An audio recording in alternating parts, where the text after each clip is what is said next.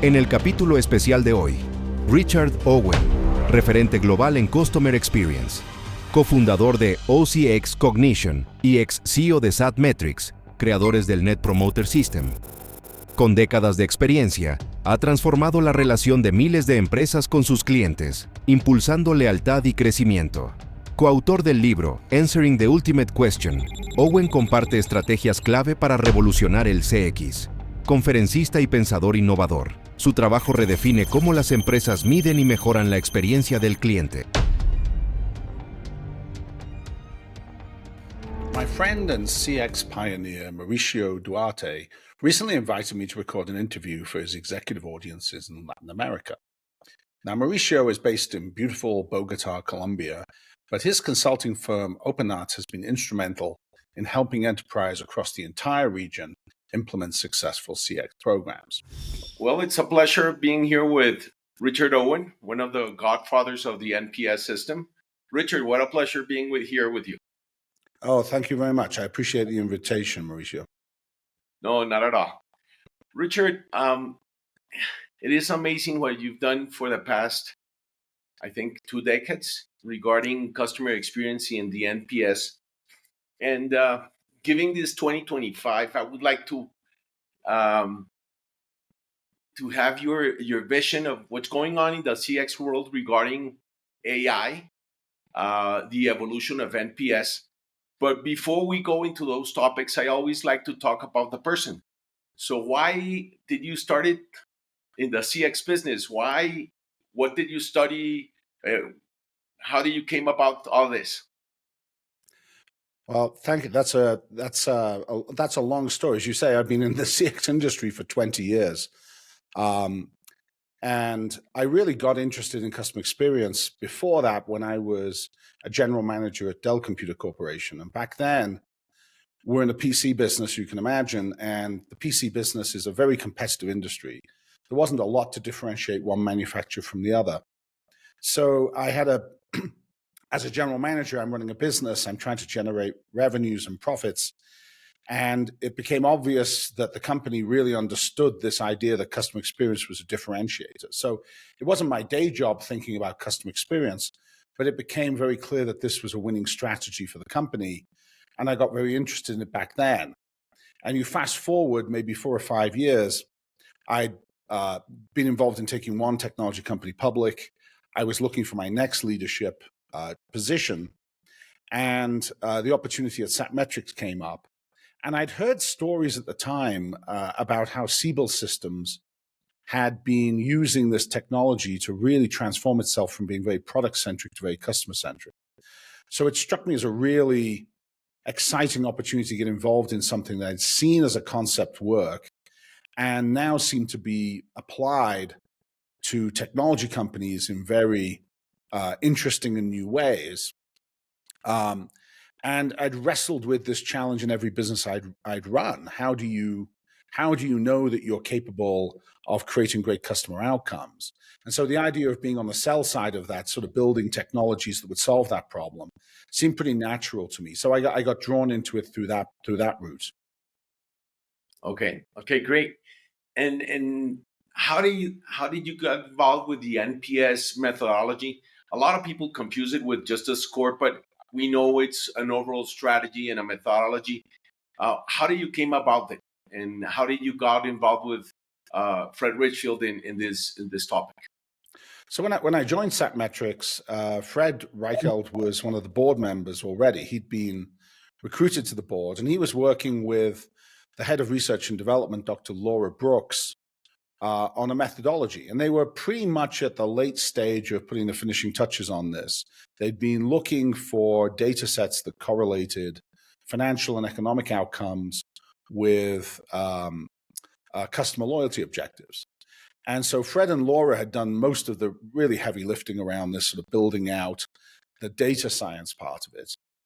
And in 2003, the Harvard Business Review article came out, which was the one number you need to grow, which I think a lot of us at the time felt was a massive oversimplification of the concept. But Harvard really wanted this to be done in a simple to understand method. And you can argue that that they were right because they dumbed it down in so many ways, but it caught people's imagination. What became obvious when this started to take off, and lots of companies said that NPS is a really interesting idea as a metric, was that it was pretty ineffective as simply a metric. You know, it was not the case that a lot of companies were going to get great success from just thinking about this as a survey question. And there were a lot of misconceptions at the time that I think, in some extent, we'd been responsible for creating. For example, the idea that survey questionnaires should be, 2-question surveys. There was no empirical basis behind that. Nobody had ever proven that was a good idea. It was just a concept. The idea that it was highly efficient to follow up with every detractor in a business. That was just a concept. There was no empirical basis behind it. So really over the next 4 or 5 years, really leading up to sort of 2008 when Answering the Ultimate Question, our book got published, and also we launched the whole certification initiative, we were spending time looking at what companies were doing in practice and sort of building this out into a much more significant set of disciplines, which included the right kind of way to structure surveys to get the right kind of analytics, included the right types of business process, how to engage leadership, how to run companies, how to link this to financials. And so for me, NPS as a broader methodology really developed over those years and sort of got launched much more towards the sort of 2008 timeframe. And at that point, we were able to give companies, I think, much more of a playbook for creating proper NPS programs. And that's not to say, Mauricio, that everyone got that right at that point. And to this day, I think you still have NPS programs that run the spectrum from highly sophisticated, well understood, change-oriented programs within companies to almost trivialized efforts to just ask a couple of survey questions, try and generate a score and say, oh, this is how we're doing. And so you have the full breadth across the entire continuum. Okay, great. And given the length of the time that you've been involved with NPS methodology, and you gave us already an idea of what seems to work and doesn't really work. What would be your recommendations for people all across Latin America and corporations that have got NPS as their KPI and their methodology as part of their business strategy? What are things that work that you've seen that really work, and what are the greatest pitfalls and the greatest mistakes up to this point? Right. Well, we could spend a couple of hours on that topic. Let me start at the high level. First of all, congratulations. I think the idea that you're committing your organization to long-term success through delighting customers is a really important idea. And if you're doing that, then you've taken the first most important step. And I want to emphasize the word commitment because it's an act of leadership to say to your organization, we're going to focus on this. This is an important variable within our business. It's as important, perhaps, maybe not as important as profits or growth of profitability, but it's something that we're going to keep front and center year after year after year as kind of one of the family rules for our business. And I'm going to hold my whole organization accountable for this. It's a critical metric. We're going to own it. We're going to understand what level of performance we need to achieve with it. And I'm going to drive the organization to achieve that level of performance. That's sort of rule number one. Let's use metrics as a control mechanism for the organization, as an accountability mechanism. And let's, as a leadership team, get behind explaining why. Short-term profitability may be different than long-term profitability. Long-term profitability will be best served by taking care of our customers and creating great customer relationships. And we're going to lead our company to achieve that. So rule number one is start at the top with a very clear message and commitment to accountability and measurement. And if you've taken that first step, I don't mean to say that you're sort of halfway there, but you've achieved a sort of foundational level from which you can then go and accomplish great things. If you haven't done that, if you say, well, NPS is a metric we want to publish for the media, or it's a little research project on the side, or we're going to look at it once a year, then it means nothing. It's just a waste of time. It takes that leadership commitment for any company that's successful. I think the second big rule I would say is think of the Net Promoter Score as a critical KPI for the business, but not necessarily a product of surveying. I don't think the association with the survey mechanism is terribly healthy.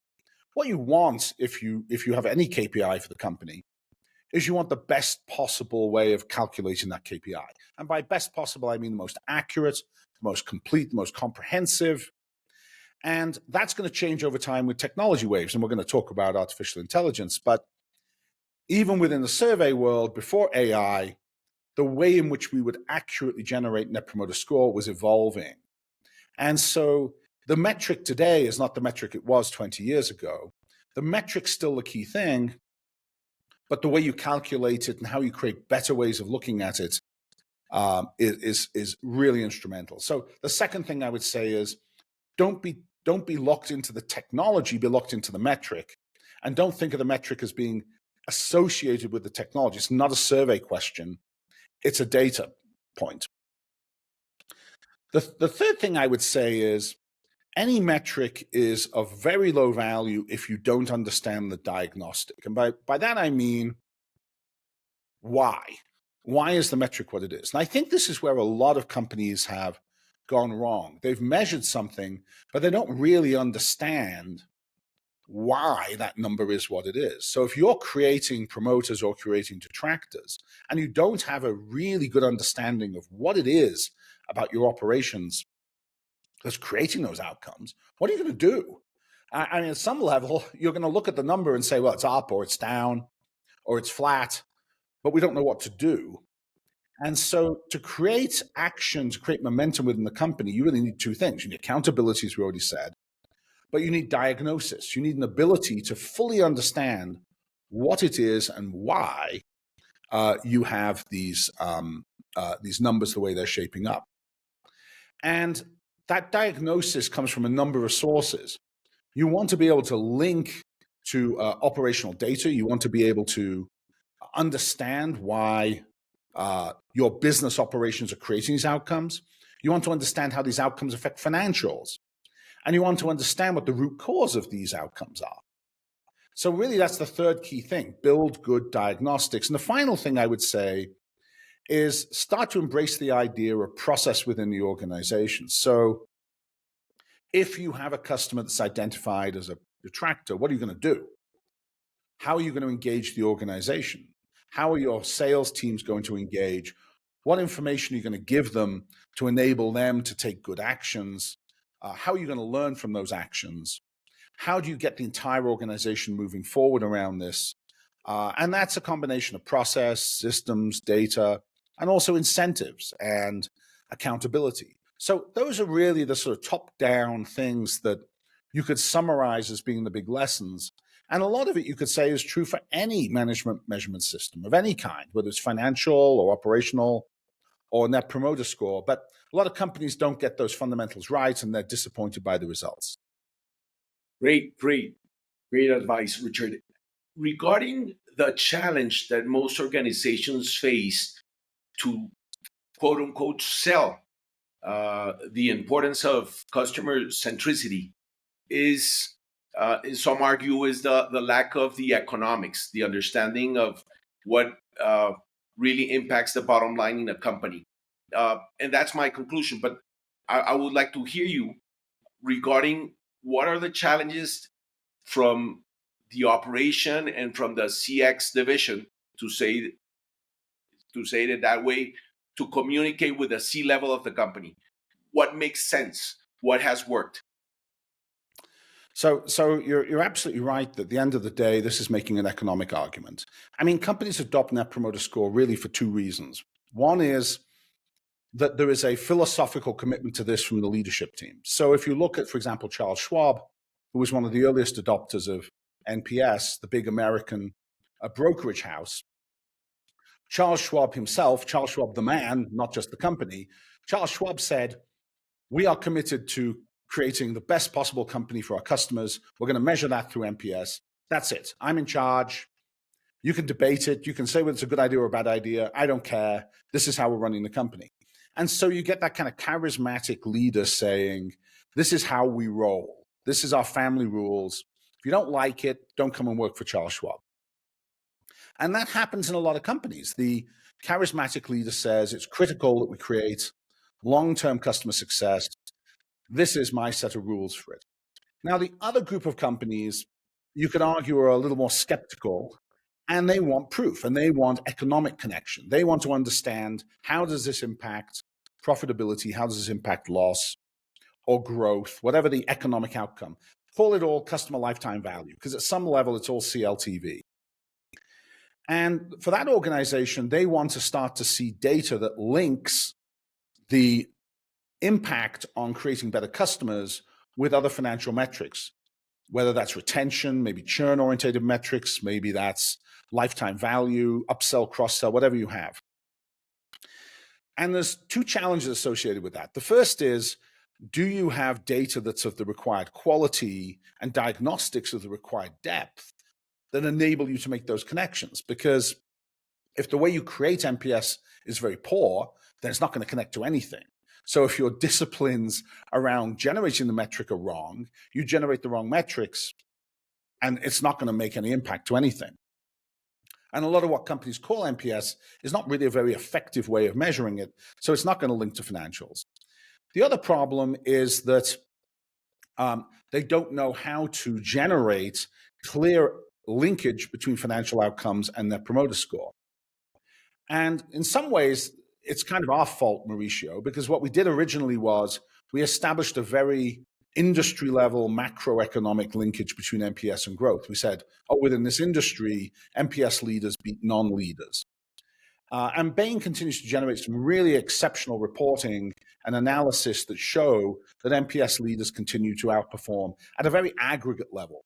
But at the micro level, companies are asking, why is it that a individual customer, an individual account, how does that account behave differently if they're a promoter versus a detractor? And you need to understand that. And that's going to be a complex and a non-simple relationship. You're going to have detractors who stay, maybe because they're hostaged. You're going to have promoters who leave. And so there's not so a simple one-to-one connection between economic value, detractors, and promoters. That relationship is more complex. And the closer you get to understanding how this works, long-term versus short-term, the more capable you are in helping business leaders understand how they should use these two types of measurement, financial measurements and CX measurements. And the right answer at the end of the day for almost every company I've seen achieve success is that they are parallel views of the customer that converge over a long term. So over the long term, companies that demonstrate higher levels of CX outperform in terms of growth, financial profitability. The best customers they have, measured as detractors, do in the medium to long term generate the bulk of the profits, have a lower cost to serve. But in the short term, you're going to see divergence created by these disconnects because maybe you have customers who are on long-term contracts or they're hostaged, or it's all relative to your competition. And even though you've got a good NPS, you're falling behind competition in short term. So that's a complex answer. But I would argue that today, quality analytics organizations, quality CX organizations need to answer that question. And if you're not doing the heavy lifting work to build the analytics and the understanding, you're not really running a CX program. You're not doing your job by skipping out on the heavy lift of connecting this to financials. Okay, perfectly clear. Richard, and what is your take regarding culture? Because I noticed that you are very focused into the data and the completeness of it to take business decisions. But at the end of the day, as Peter Drucker mentioned, culture eats strategy for breakfast. So how would, in your experience, how do the C-level, the CEO, leads the culture, the transformation of the culture into a CX organization? That's a great question. And it's probably one of the hardest challenges leadership faces. If you're in a company that doesn't have a customer-centric organization, changing into being customer-centric is a colossal undertaking, and it takes many years. And we shouldn't kid ourselves. It's not going to happen overnight, because if you've got thousands of employees who believe that the best way to achieve their jobs is X, and now you're saying, well, maybe not, maybe it's Y. That's not going to happen overnight. So how do you embark on such a large cultural transformation? Well, I think there are 2 or 3 key things that you can do. And I think we talked about NPS as measurement. Accountability is critical. Communication is critical. I think educating the organization to why this is important. And then modeling good and successful behavior. So you're absolutely right that culture tends to eat strategy for lunch. Let me draw something economists love to do, and I apologize, I'm a recovering economist, so I tend to draw on these stories. Think about the distinction between economic norms and social norms. And what we mean by that is economic norms are kind of what we pay people to do, and social norms are what people do because that's just the family rules. Top performing CX companies have employees who do customer-centric behavior because they are the family rules for the business. This is how we roll as a company. Poorer performing companies do it because I'm being paid to do it. Now, there's problems in designing compensation schemes that are perfect. So if all people are doing is becoming customer-centric because they are being paid to be customer-centric, for example, incentivizing NPS performance financially, they won't do exactly the right thing all the time. They will, in fact, simply literally follow some coded compensation rules, and you'll get all kinds of weird behavior to deal with, including cheating, by the way, including breaking some of the rules for how to calculate NPS. If you can create social norms where they're the family rules, then you have the opposite effect. You have employees doing the right thing even when no one's paying them to do it, doing the right thing even when no one's watching. So we want to create these great social norms. So how do we do that? Well, we reward demonstrable behavior that links to that. We find examples of great behavior within the organization. We hold people accountable without linking that accountability so precisely to money that we say, the only reason you're doing this is because you're getting paid. No, the reason you're doing this is because it's the right thing to do. And that example of Charles Schwab saying, look, at the end of the day, I'm not in this, I'm not building Schwab around customers because it's just a great business strategy or it's profitable. I'm doing it because it's the right way to build a company. And if you can instill that idea in employees, I think it works very, very well. It takes the whole leadership team to believe in this. If you're sitting around the C-suite and you've got 9 direct reports, say I'm making this up, 5 of them are all in and 4 of them are skeptical or they don't want to go along with it, you're not going to get the organization moving in the right direction. You need a degree of unanimity at the executive level. And a lot of what I've found, and I'm sure you found this experience as well, is that the dysfunction or the function alignment around culture starts in the C-suite, right? It starts in the executive staff, and getting the executive staff to understand what it takes and aligned behind the idea of creating a customer-centric culture. And honestly, if you get that, and you get the other mechanisms in place, the organization will follow. Most dysfunctional organizations are dysfunctional at the top. So big topic, but I think that's what we see a lot of the time, which is messaging, a correct way of framing this as an objective, alignment at the C-suite. These are the basics, and you get the basics right, the organization follows. Regarding the wave of AI, how do you see it transforming the customer experience for the next years? What is going to be the greatest impact that you anticipate is going to happen? Well, let's start with the fact that artificial intelligence is a sort of generational change in opportunity for us all. Now, we've already had one within our lifetime, and it was the web. If you go back to the early 90s before Mosaic and Netscape and the World Wide Web, it's just hard to imagine, right? It's like if you have a young child trying to, a teenager trying to explain to them the idea of winding up a windshield in a car or a window in a car manually, right? You don't have a car anymore that doesn't have electric windows, or what's a radio? What was life like before the internet? Inconceivable. So the web changed everything, and AI is that second generational transformation that we're all going to experience. And like the web, It's going to manifest itself in lots of ways. Some ideas we hear today are going to turn out to be complete rubbish. They're never going to materialize. Doesn't mean people won't make a lot of money. And some ideas are going to be very surprising and we hadn't anticipated. Nobody thought large language models, ChatGPT, was going to happen. I mean, this came out of the blue. The financial markets were caught completely by surprise. ChatGPT launches and people go, oh my goodness, this is amazing. And no one saw it coming. Maybe, well, the guys at OpenAI saw it coming, but the rest of us were caught blindsided. So AI is going to create surprises. Let me talk about it in CX context in two distinct areas. One is, how do we measure and analyze CX, of which I've got a lot more detail and thoughts around. And the other is, how do we actually use it to deliver better customer experiences, in which there are people who are much more expert on that than I am. So I'll touch on that very briefly. We're using AI already in a lot of contact center operations with bots and trying to get more responsive systems, or we're using them within organizations using proprietary large language models to better organize data like knowledge bases, to create almost artificial humans who represent better sources of knowledge and can assimilate data from across the organization to give better answers. And both follow basically the same model. At the end of the day, we're trying to get better answers to questions because the algorithms involved in AI or large language models are really effective at synthesizing information and framing them as answers to questions, the way, say, ChatGPT works.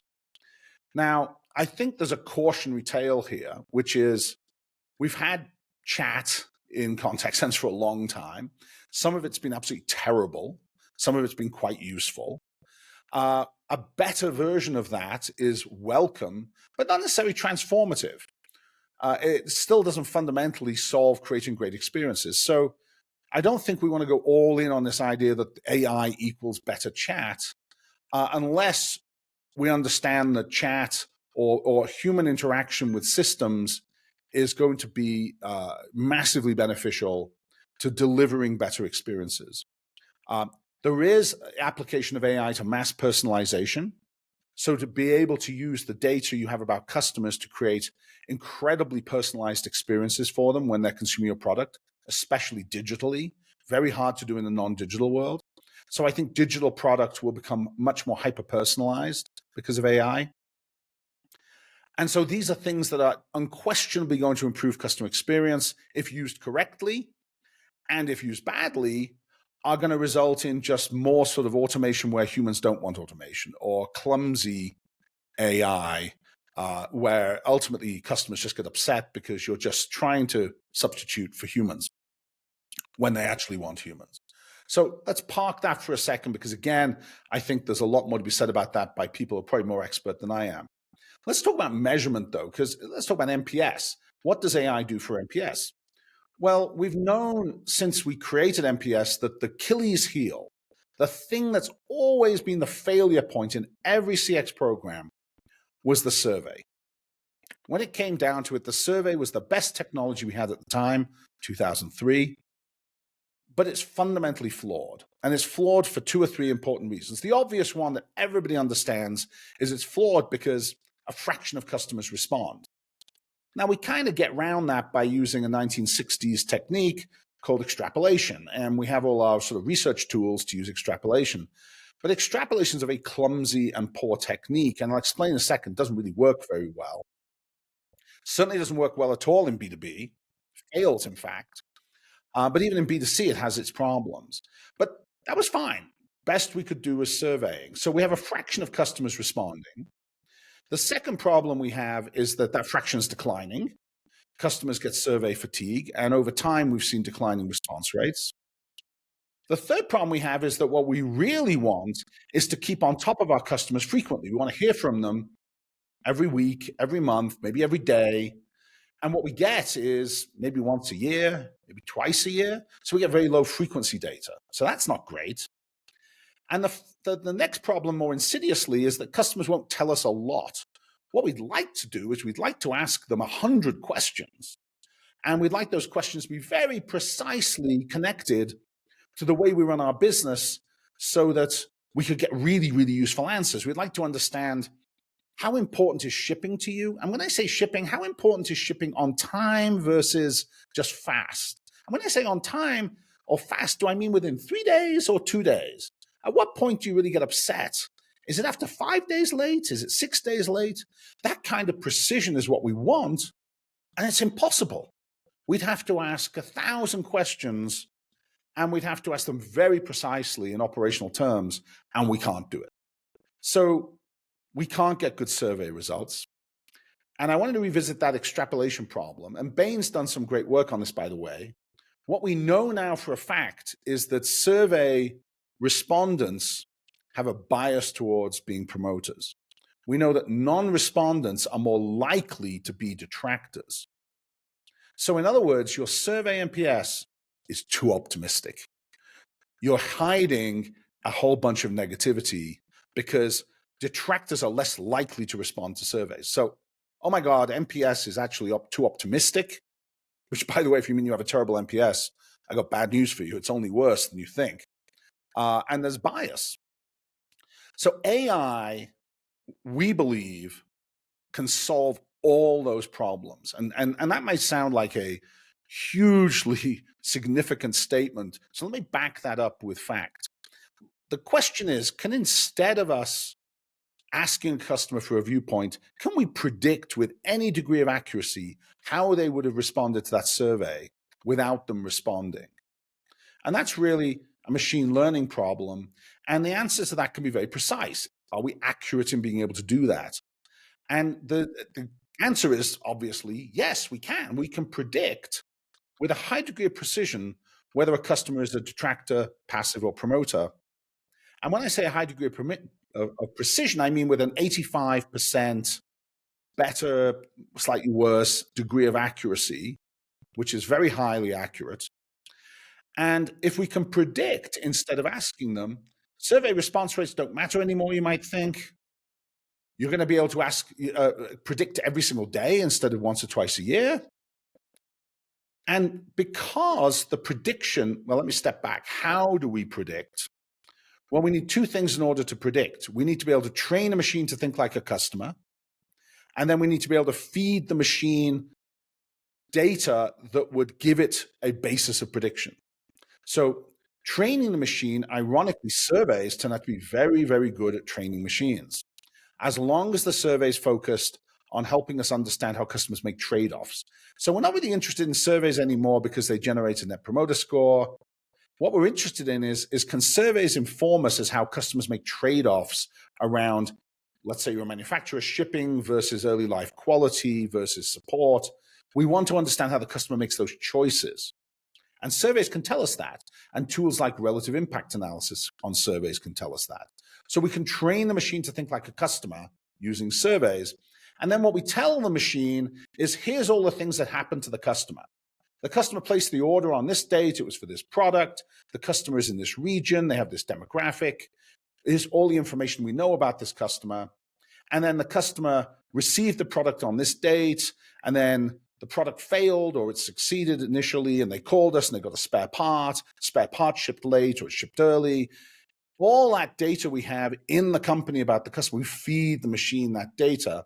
And the machine says, well, if I was the customer, I'd be a detractor or I'd be a promoter. And that essentially is how you predict. Now, because you're feeding the machine operational data, the machine can be very clever. It can say, I predict this customer is a detractor, and I'll go a step further. I'll tell you why they're a detractor. They're a detractor because of this combination of operational experiences. And Mauricio, this is what's so exciting. If I can then track back that prediction to its attribution in operational data, I can start to figure out what I need to improve. I can ask myself questions like, what are the KPIs I should establish for operations? How fast should we ship product in order to create good customer outcomes? Where am I failing in my overall customer value chain delivery? Am I failing to achieve good results because we're not onboarding customers correctly? Or maybe we're selling them the wrong product? Or maybe we're just delivering poor support? All those questions become answerable. Now I have this massive predictive data set. And when I say massive, I literally mean 1,000 to 10,000 times bigger in size than the data set you get from surveys. And that size comes from depth, detail, frequency, complete coverage of customers, every customer, every day, with a huge amount of data on them. And that gives me this huge analytic playground to play with, which I can now answer other questions. So AI applied to this problem of how do we create great measurement and great insight is an extraordinarily exciting opportunity that is working today for many companies, is delivering real results. It's not pie in the sky. And I'd go one step further. We talked about accounting, we talked about financials earlier. What if you predict financial outcomes as well? Oh, is the customer going to leave me a year from now?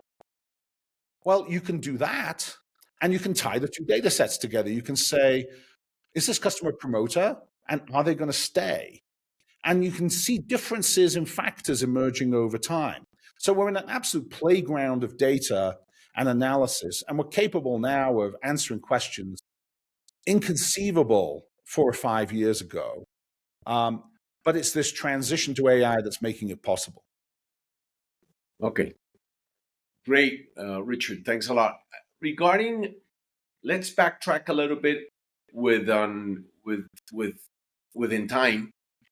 It was almost 5 years ago that we were in the middle of a pandemic, and I think there's a lot of lessons from that episode in humanity.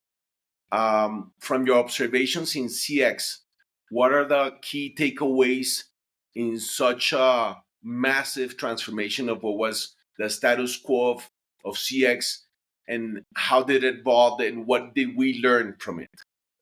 That's a great question. I think we now have the benefit of enough time passed to be able to sort of look back and sort of synthesize what happened during the pandemic.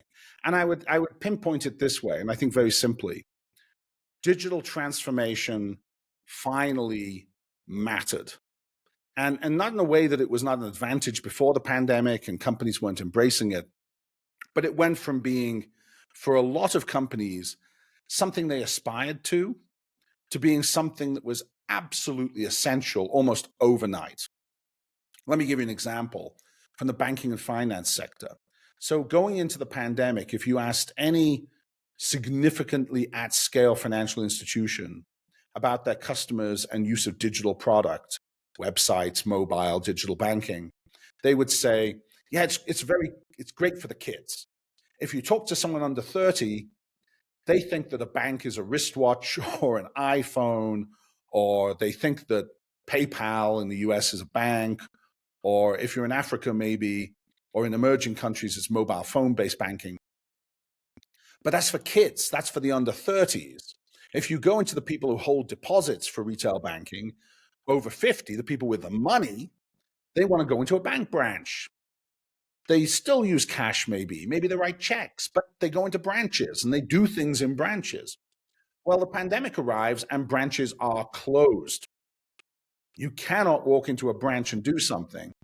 And so banks very, very quickly, and I would argue, rolled out more technology within 6 months than they'd rolled out in the prior 5 years. And many banking executives told me this. They felt like the shackles were removed. All the reasons they couldn't implement digital products, all the excuses evaporated. And they had to go and suddenly deliver online and also contact center experiences in lieu of bank branches overnight. And that generation that loved bank branches, remember the generation with all the money, suddenly decided that digital banking wasn't horrible after all. Actually, it was quite useful. They learned to use the apps, they learned to use the websites. And banking, for as an example, as an industry, will never go back to the way it was operating. People got trained on using digital product. They got trained on using mobile product. Every generation moved in that direction. There was a seismic shift away from physical presence, point of presence, to digital. That's not going to change. I'd say the other area which affected almost every industry was the sudden dependence on the contact centers. So if you don't have any way to service people physically, you have to deliver it through remote contact center. And now your employees can't even show up in the same building. So now you have to figure out how you're going to enable work from home. And that's going to change the whole nature of how you service your customers and your employees and employee engagement and employee sat. And I think we saw a shift, which has kind of come back a little bit as people have come back to the office. But we've seen a huge investment in contact center technology. And a lot of that was directed to delivering better and better experiences through the contact center. Some of it was just designed to help employees work remotely. But I think that's had a profound impact on how we think of customer experience, because we were much more dependent on contact centers than we ever were. And then I think one more observation, which perhaps is a little less obvious, or I'd hope is a bit less obvious for the people listening. I think as a result of the pandemic, we all put a much higher value on experiences. So post-pandemic, and I don't know if it's true in Latin America, but in America, North America, there was always this conversation around revenge travel, it was called. It was this concept. And the idea of revenge travel was, I've been cooped up because of the pandemic for 2 years. When this is over, I'm going to see the world. I am going to travel to Japan, by the way, #1 destination, a country I love. But people just woke up and said, I'm going to travel.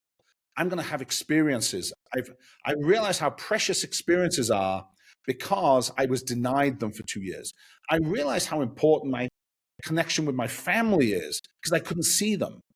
I changed my entire calibration around my life because denied the opportunity to meet with friends physically, denied travel, denied physical experiences in restaurants.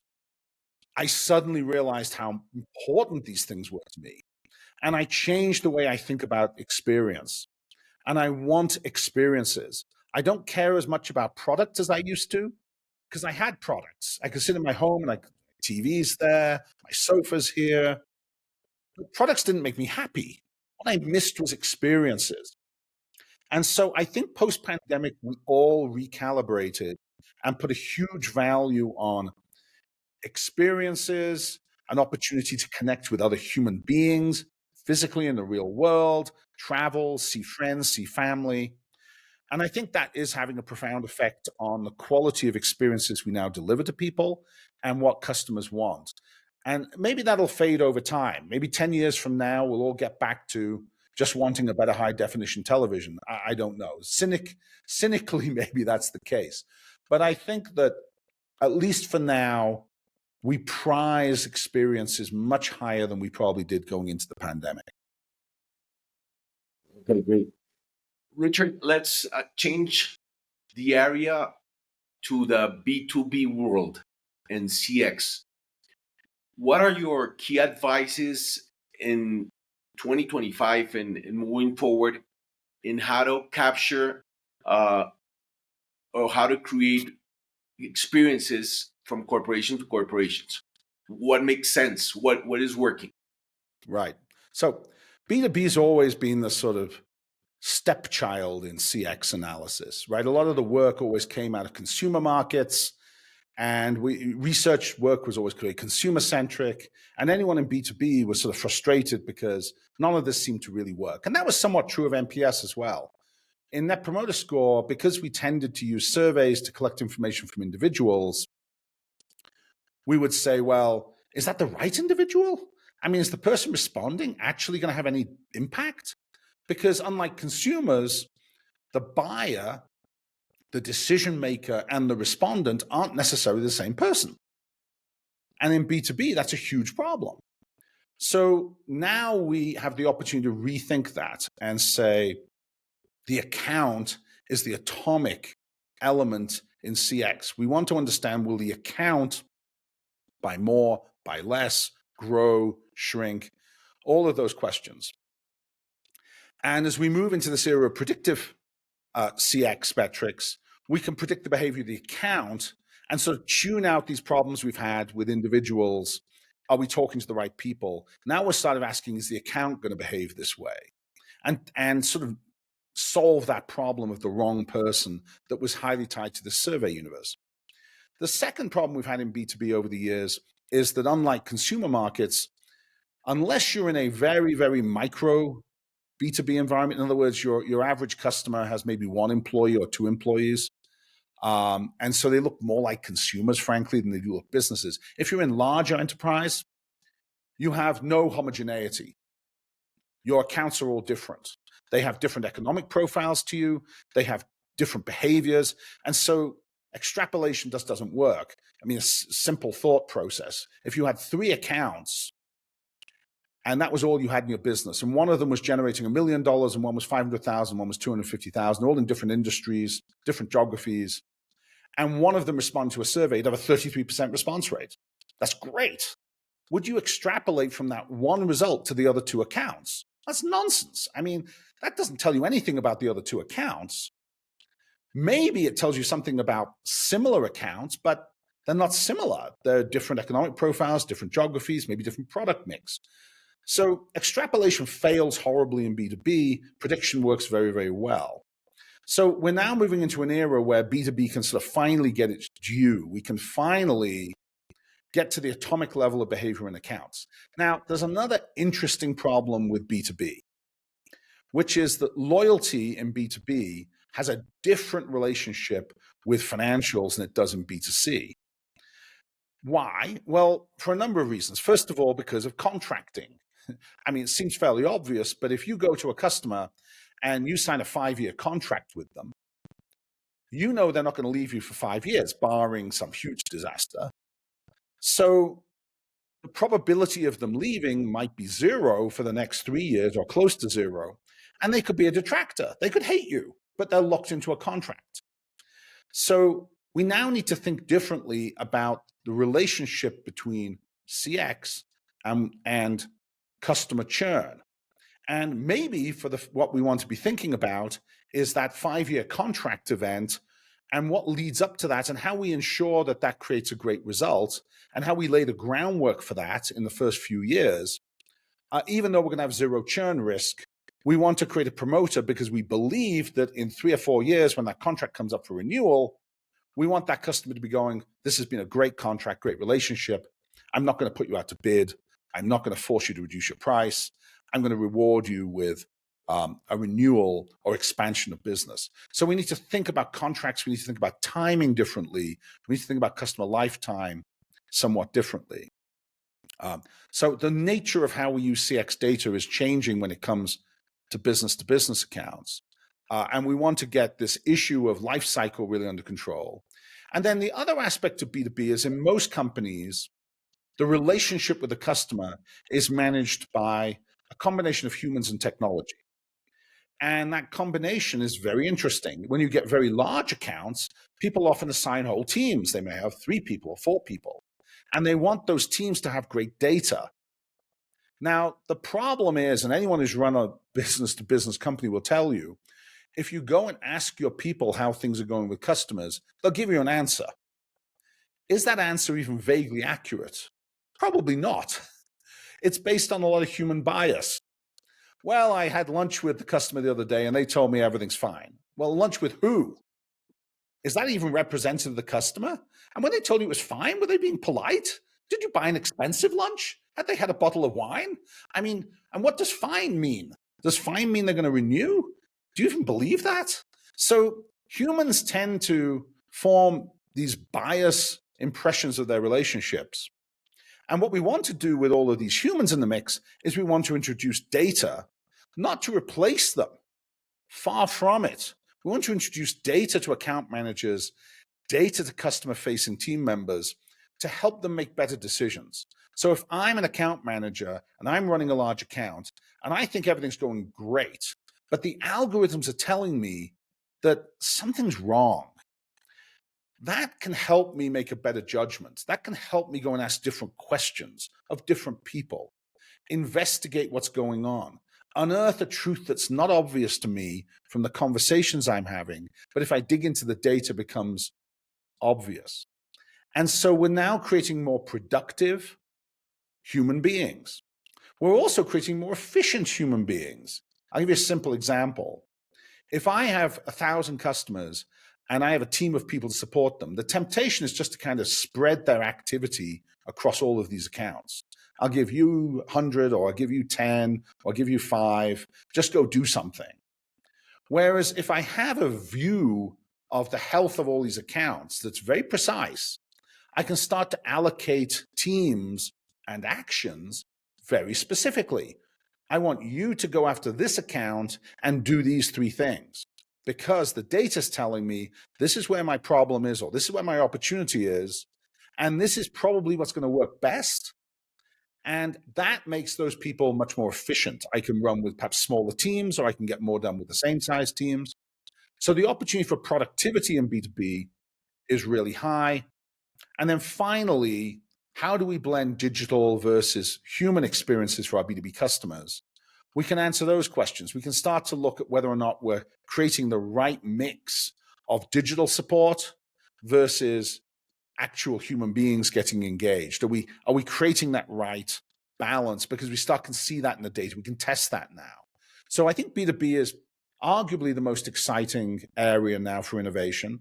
B2B2C, by the way, is even more complex and even more interesting because now we're talking about how does the distributor or the channel partner behave in relationship to the company? How does the customer at the end of that relationship behave in relationship to the distributor? And we're able to tie all that data together in fascinating and insightful views of how we can grow our channels, how we can grow our business, how we can delight end customers. And that's a subject for a whole other day because that's a fascinating and really exciting area now, B2B2C. Okay, thanks, Richard. We're approaching our deadline, so just a couple more questions. Regarding, there's a lot of emphasis always regarding the detractors. You mentioned previously that we should be careful when we have passives or non-respondents, because probably it's an indication that they're not very happy. But let's turn the headlights to promoters. What is the best advice regarding promoters? What should we do with them? How do we mobilize them? What makes sense from your experiences? So I think where people have had the best results with promoters are really in 2 distinct areas. First of all, when we look at promoters, we should be asking 2 questions. One is, why are they promoters? What are we doing right? Is it the nature of who they are? We just sold to the right people. We have what people call best product market fit with this particular segmentation of customers. And so we should find more customers that look like that, right? If it turns out that every time we sell to people who are part of this particular firmographic, we get great results, let's go find more people that look like that, because that's a great way of building a company. We want to understand why, or is it the result of just high performing operations, right? Turns out that every time, we're capable of delivering outstanding spare parts performance or, great support, that results in promoters. Well, okay, that's our formula for success. Let's replicate that. So we learn from promoters what it is that's working in our business, and then we want to replicate that across similar segments of customers or across the whole company. And promoters can tell us a lot about what's working as opposed to detractors telling us what's not. The other area, obviously, is if you have promoters who are promoters delighted but underperforming economically, how do we sell more to them? If they're not pulling their weight financially, something's wrong. They love the company, but they're not buying all our products, or they're not buying enough of our products, or they're not buying our high margin products. So we're failing to market to them adequately. And I spoke to one of the greats in B2B marketing, Das Narayandas from Harvard Business School. And I remember Das told me, customers don't know what you've done for them. You have to constantly market to them to remind them all the things you've done for them. And so sometimes marketing to promoters to say, here's all the things we're doing, and reminding them of how good it is and saying, look, if you love us, you might want to consider these products, or you might consider, expanding your relationship. And so we need to market to promoters much more aggressively than we typically do in terms of understanding why they're happy. You love our support. Now you're going to really love us if you buy this or that, the other. So I think there's opportunity to really market with promoters. And then the third area, which everybody, I think is still a bit underdeveloped, is using promoters to drive advocacy. How do I mobilize word of mouth amongst these promoters? I mean, real promoters, and you can argue a subset of them, potentially not only want to advocate for you, but they actually get utility from advocating for you. If they advocate for you, it makes them feel happy. They want to do this. They feel that is enriching for their lives or their careers. And so creating opportunities for promoters to advocate for you is extremely important. Now, that could be digital opportunities. How do you get them into social media to advocate? It could be, how do you get them on the stage at conferences? It could be, how do you get them to create case studies? But whatever it is, actively tapping into promoters to create advocacy is a huge marketing asset that I think is often underused by companies. We're so focused in marketing often on how do we get new customers and how do we spend money on advertising? How do we spend huge amounts of money on television advertising, whatever, Google search? We miss something that is a real oversight, which is the most effective marketing is customer testimonial. That's not hyperbolic. That is based on a lot of good research and data. So we've got all these customers saying, hey, I love your brand. And by the way, now we can predict instead of asking. We have far more numerical promoters to go after because we, not just the ones who respond to surveys, we found all these hidden promoters who we didn't even know existed. How do we get them mobilized to tell others and recruit their friends, their colleagues into our product or service? And that is a massive opportunity that I think companies often overlook. Okay. Finally, Richard, I know that you're leading OCX Cognition. What do we foresee in the near future from your company and from your leadership in the field of customer experience? Thank you for the question. So I think I divide the experience with OCX Cognition really up into two phases. I think to date, we've been really focused on how do we build these highly accurate predictive models of customers and how do we make sure that we can understand every customer continuously and connect that to operational data, the way I so described it earlier. I think now we're pushing into much more prescriptive analytics. How do we turn that data into the next best action using sort of AI terminology? What's the thing we should do next? And how do we get organizations to adopt that and do that best thing? So I think we're now moving from what you might think of as advanced analytics and an understanding of our customers and better insight to better action. And I think this is really the holy grail in some ways for CX programs. We always struggled with what we knew about customers because of the limitations of surveys. But even when we had data, we didn't really know what to do. And I think the opportunity to use artificial intelligence to be prescriptive as well as predictive is the next big thing. And so that's where we're focused on now. And we've got some absolutely terrific customers working with us on this in sort of co-development mode, for which we're always incredibly grateful because it only makes sense if you do it with customers. And that's a very exciting phase for the company. Okay. Well, Richard, it has been a pleasure as usual. Thanks so much for your time and for your knowledge and for sharing with our audience these so interesting topics about CX. I hope to see you very soon here with us again. Thank you very much. Gracias por habernos acompañado hasta el final de este episodio. Quiero invitarlos para el siguiente, la próxima semana, que estará fenomenal. Finalmente, por favor, suscríbete a nuestro canal. Gracias.